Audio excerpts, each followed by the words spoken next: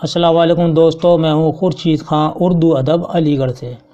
دوستو، کل آپ نے فرمائش کی تھی کہ دلی کا دبستان اور لکھنؤ کا دبستان پر بھی ویڈیو بنائیے، تو آج ہی ہم نے آپ کی فرمائش پوری کر دی ہے۔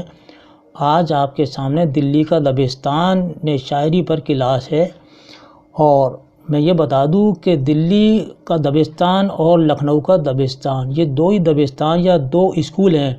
اگر دلی اسکول کے نام سے آ جائے تو دلی اسکول دلی کا دبستان شاعر ہے، اور لکھنؤ کا اسکول لکھنؤ کا دبستان شاعر ہے۔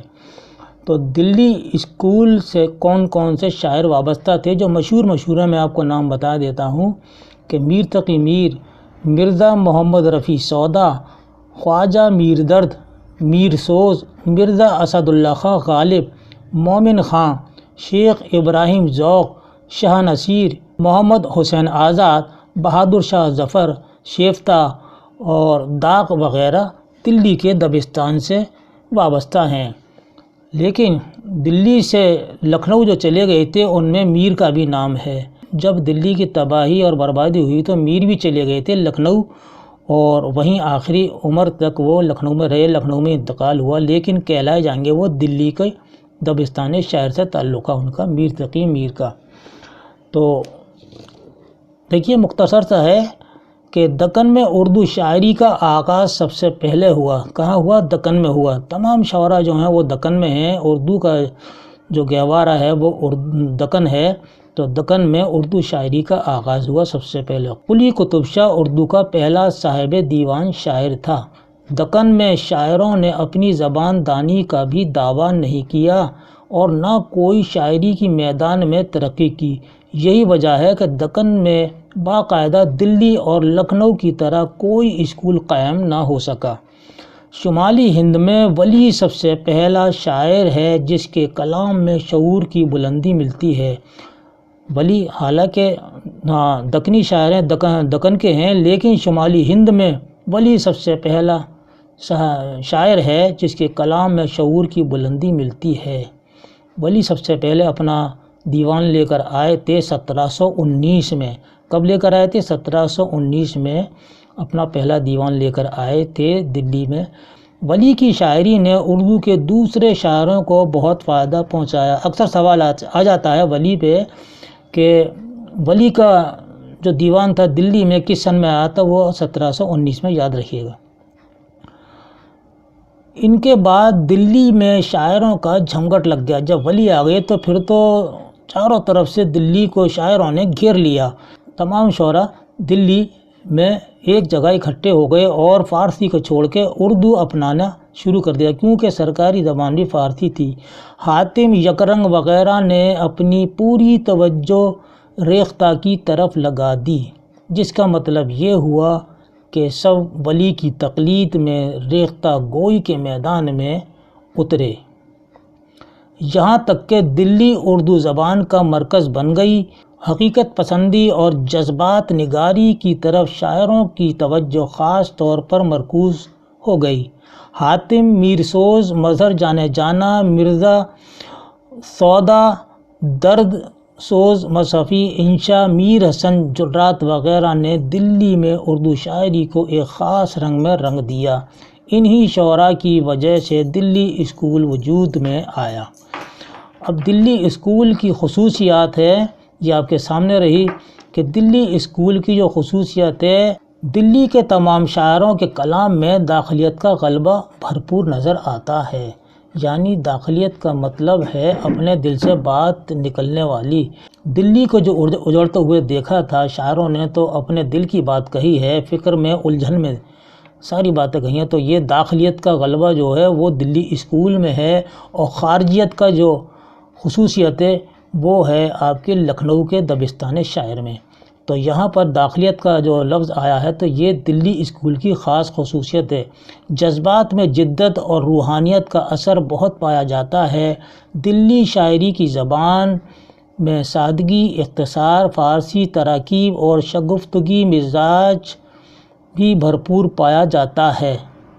دلی اسکول کی ادبی حیثیت اپنی جگہ مسلم ہے۔ اس اسکول نے فارسی ترکیبوں اور تشبیہات و استعارات سے زبان کو حسین اور دلکش بنا دیا۔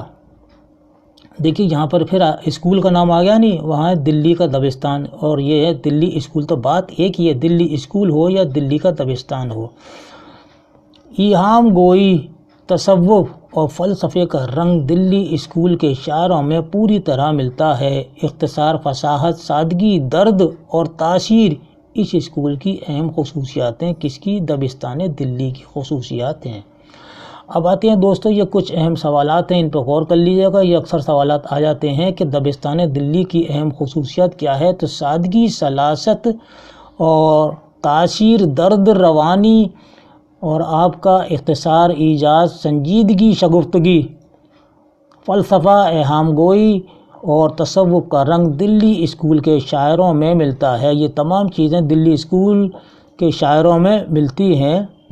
یہ ساری چیزیں دلی اسکول کی خصوصیات ہیں۔ میر تقی میر، خواجہ میر درد، مرزا محمد رفیع سودا کا تعلق کس دبستان سے ہے؟ تو وہ ہے دلی کا دبستان سے ہے۔ میر تقی میر 1722 کو اکبر آباد میں پیدا ہوئے، 1810 کو لکھنؤ میں انتقال ہوا۔ سرتاج شعرائے اردو، شاعر بے دماغ، خدائے سخن میر تقی میر کو کہا جاتا ہے۔ اس پر کوئی سوال آ جائے تو کہ خدائے سخن کس کو کہتے ہیں؟ تو میر تقی میر کو کہتے ہیں۔ اور میر تقی میر کے استاد تھے خان آرزو، جو ان کے ماموں تھے۔ اردو کا صوفی شاعر کون ہے؟ تو خواجہ میر درد ہیں۔ محمد رفیع سودا کے استاد تھے خان آرزو۔ خواجہ الطاف حسین حالی، محمد حسین آزاد اور شیفتہ کا تعلق کس دبستان سے ہے؟ تو دبستان دلی سے ہے۔ یہ رہا دبستان دلی سے۔ خواجہ الطاف حسین حالی اور محمد حسین آزاد نے مل کر جدید اردو شاعری کی بنیاد ڈالی۔ انجمن پنجاب کے مشاعرے میں یعنی لاہور میں ڈالی تھی، اور خواجہ الطاف حسین حالی نے برکھا رت، حب وطن، نشاط امید، اسی مشاعرے میں یہ نظمیں پڑھی تھیں۔